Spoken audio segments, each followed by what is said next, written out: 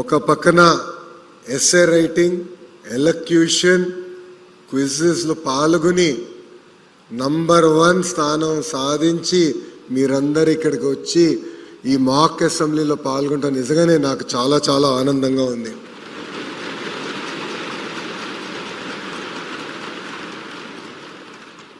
ఈ మాక్ అసెంబ్లీ అనేది ఒక ఉదాహరణ. అంటే మన మనసులో ఒకటి సాధించాలి అనుకున్నప్పుడు దాని వెనకాల ఎంత కష్టం ఉంటుంది. ఇక్కడ ఈ వేదిక పైన పెద్దలందరినీ నేను కన్విన్స్ చేసాల్సి వచ్చింది. నా ఆలోచన అయితే శాసనసభలోనే పెట్టాలని గౌరవ స్పీకర్ గారితో కూడా నేను అనేక సార్లు చర్చించాను. అప్పుడు ఆయన పార్లమెంట్ ప్రాక్టీసెస్ రూల్ బుక్ తీసుకొచ్చి అసెంబ్లీలో పెట్టలేం కానీ అసెంబ్లీ ప్రాంగణంలో పెట్టే బాధ్యత నేను తీసుకుంటానని గౌరవ స్పీకర్ గారు చెప్పారు. అయినా నేను ఒప్పుకోలేదు. ఆయనతో చివరి దశ వరకు కూడా పోరాడా. కానీ ఆ పోరాటం ఫలితమే ఈరోజు ఇక్కడ మన మాక్ అసెంబ్లీ ఏర్పాటు చేసుకుంటాం జరిగింది.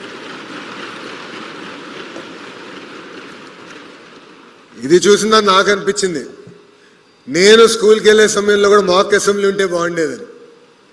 అప్పుడే రూల్స్, పార్లమెంట్ ప్రొసీజర్స్ ఇవన్నీ తెలుసుకున్నాక అవకాశం ఉండేది. నాకు అవకాశం దక్కలేదు, మీకు ఈరోజు అవకాశం దక్కింది. ఈరోజు మనం చూసింది living class room of democracy. మీరు ఇక్కడ చూస్తే స్పీకర్ని మనం ఎట్లా ఎన్నుకోవాలి, షార్ట్ డిస్కషన్స్ అంటే ఏంటి, కాలింగ్ టు అటెన్షన్ డిస్కషన్ అంటే ఏంటి, జీరో అవర్ అంటే ఏంటి, బిల్స్ ఎలా ఇంట్రడ్యూస్ అవుతాయి, బిల్స్ పైన ఎట్లా చర్చ జరుగుతాయి.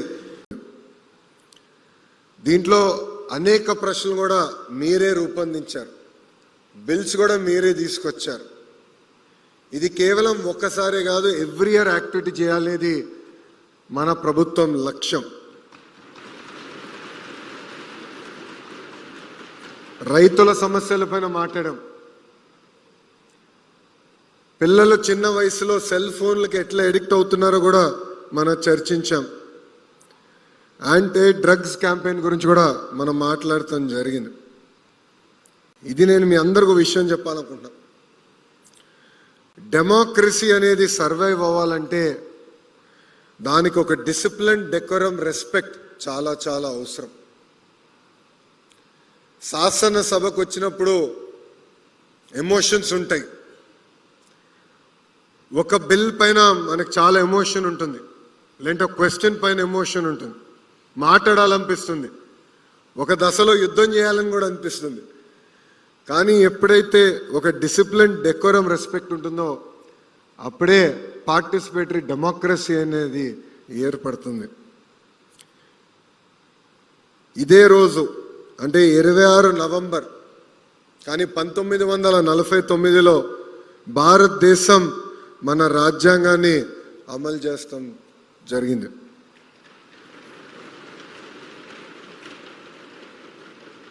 ఎంతో చర్చలు జరిగినాయి, ఎంతోమంది కృషితో మన రాజ్యాంగం మనం ఏర్పాటు చేసుకున్నాం.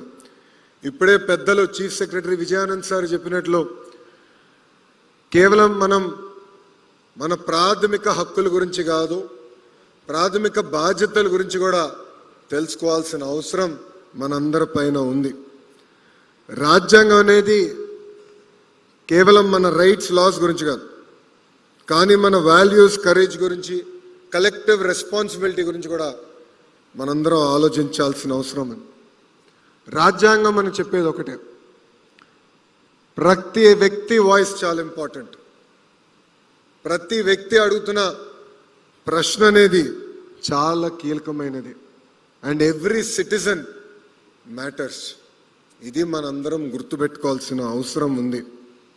ఈరోజు శాసనసభ అంటే మాక్ అసెంబ్లీలో మీ వాయిస్ మేము అందరం విన్నాం. పైన గౌరవ మంత్రులందరూ కూడా చర్చించారు, మీరందరూ చూసుంటారు, మేము అందరం ఆడుకుంటూ ఉన్నాం. శాసనసభ ఇంత వైబ్రెంట్గా నడవాలి, రాబోయే రోజుల్లో అందరం కలిసికట్టుగా తీసుకెళ్లాలని కూడా మేమందరం చర్చిస్తాం జరిగింది. ఇక్కడున్న పిల్లలందరికీ ఒకే విషయం చెప్పదలుచుకున్నా, రాజ్యాంగం అనేది రైట్స్తో పాటు రెస్పాన్సిబిలిటీస్ కూడా మనం గమనించి మన రాజ్యాంగాన్ని ఒక గైడింగ్ ఫోర్స్గా తీసుకుని ముందరికి వెళ్ళాలని ఇక్కడ ఉన్న మిమ్మల్ని అందరూ నేను కోరుతున్నా.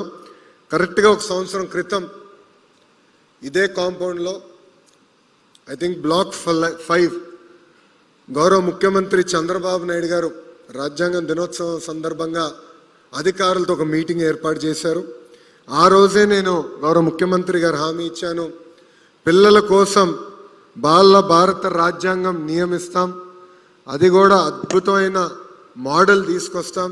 ఇది కేవలం ఆంధ్ర రాష్ట్ర పిల్లలకే కాదు, భారతదేశ పిల్లలకి అందించే బాధ్యత ఒక మంత్రిగా నేను తీసుకుంటానని ఆనాడు హామీ ఇచ్చాను.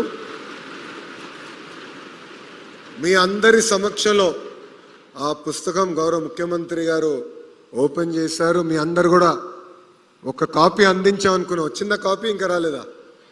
అందరికి వచ్చిందా? ఆ పుస్తకంలో ఒక్కొక్క ఇంపార్టెంట్ సబ్జెక్ట్ పైన ఇన్నోవేటివ్గా, అంటే పిల్లలకి అర్థమయ్యే విధంగా ఆ పుస్తకాన్ని మేము రూపొందించడం జరిగింది. ఒక యంగ్ రీడర్స్ని ఇన్స్పైర్ చేయాల్సిన బాధ్యతగా మేము తీసుకుని ఆ పుస్తకాన్ని మేము రూపొందించడం జరిగింది. ఇది కేవలం ఒక ప్యాసివ్ లెర్నర్స్కే కాదు, యాక్టివ్గా సమాజంలో ఎంగేజ్ అయ్యే వారి కోసం ఆ పుస్తకం మన ప్రభుత్వం రూపొందించింది. రాజ్యాంగం అనేది భారతదేశాన్ని ఒక సోల్ లాంటిది. అందుకే ఆ పుస్తకంలో ఇన్స్పైరింగ్ టేల్స్, అంటే మహాత్మా గాంధీ గారి గురించి, బాబాసాహెబ్ అంబేద్కర్ గారి గురించి, నెహ్రూ గారి గురించి, సర్దార్ వల్లభాయ్ పటేల్ గారి గురించి, మౌలానా ఆజాద్ గారి గురించి, ఇట్లా అనేక మంది మహనీయుల గురించి కూడా మేము ఆ పుస్తకంలో రూపొందిస్తాం జరిగింది. నేను ఈ కార్యక్రమం రూపొందించిన తర్వాత మంగళగిరికి చెందిన కనక పుట్లమ్మ గారిని, ఎక్కడున్నావు తల్లి? మంగళగిరి శాసనసభ్యురాలు, అదిగో తల్లి అక్కడ ఉంది. తల్లిని నేను ఇంట్లో పిలిపించుకుని ఈ మీటింగ్ వచ్చే ముందల నిన్న కలుస్తాం జరిగింది. వాళ్ళ కుటుంబం స్టోరీ అంటే నిజంగానే నేను చాలా ఇన్స్పైర్ అయ్యా. వాళ్ళ తండ్రి పోలియోతో బాధపడుతూ తల్లిదండ్రులు పొద్దున 3:30కి లేచి ఏకంగా కూరగాయల కొనుగోలు చేసి ఆ కూరగాయలు అమ్మి ఇల్లుని చూసుకుంటే, ఇక్కడున్న చెల్లమ్మ, ఆమెకున్న చెల్లి ఇద్దరు వాళ్ళే రెడీ అయ్యి పొద్దున స్కూల్కి వెళ్ళి బాగా చదివి ఆమె ఈరోజు ఒక క్లాస్ టాపర్గా మన ముందర నిలబడుతుంది.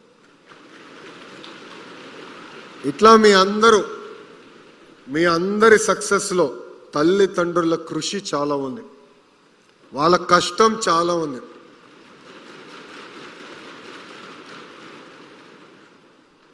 మొన్న చాగంటి కోటేశ్వరరావు గారితో నైతిక విలువలపైన ఒక సమావేశం ఏర్పాటు చేసుకున్నాం.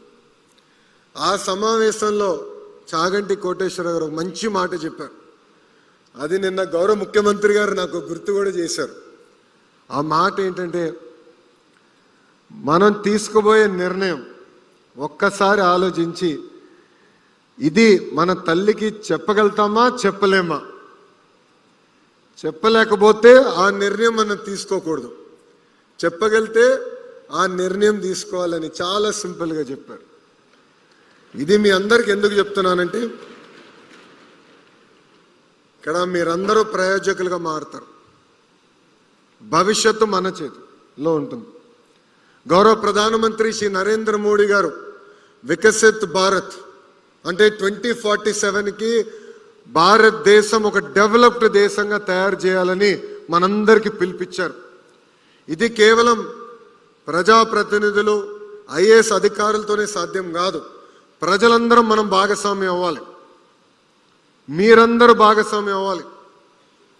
డెవలప్డ్ కంట్రీ అంటే కేవలం పర్ క్యాపిటల్ ఇన్కంలో కాదు, హ్యూమన్ డెవలప్మెంట్ ఇండెక్స్లో కాదు, నైతిక విలువలు కూడా చాలా చాలా అవసరం. అందుకే గౌరవ ముఖ్యమంత్రి గారు చాగంటి కోటేశ్వరరావు గారిని క్యాబినెట్ ర్యాంక్ ఇచ్చి సలహాదారుగా నియమించారు. కానీ చాగంటి కోటేశ్వరరావు గారి గొప్పతనం ఏంటో తెలుసా? క్యాబినెట్ ర్యాంక్ అంటే ఒక ప్రభుత్వ వాహనం ఉంటుంది, ప్రభుత్వమే పెట్రోల్ బిల్లు, ఫోన్ బిల్లు, ట్రావెల్కి అంటే గవర్నమెంట్ రిలేటెడ్ ట్రావెల్స్ చేస్తే ప్రభుత్వమే బిల్స్ చెల్లిస్తున్నాయి. ఆయన అది యాక్సెప్ట్ చేయలేదు. నాకు ₹1 అవసరం లేదు, ప్రభుత్వం ఇచ్చిన బాధ్యత నా డబ్బులు నేను ఖర్చు పెట్టుకుని నిర్వహిస్తానని చాగంటి కోటేశ్వరరావు గారు చేశారు.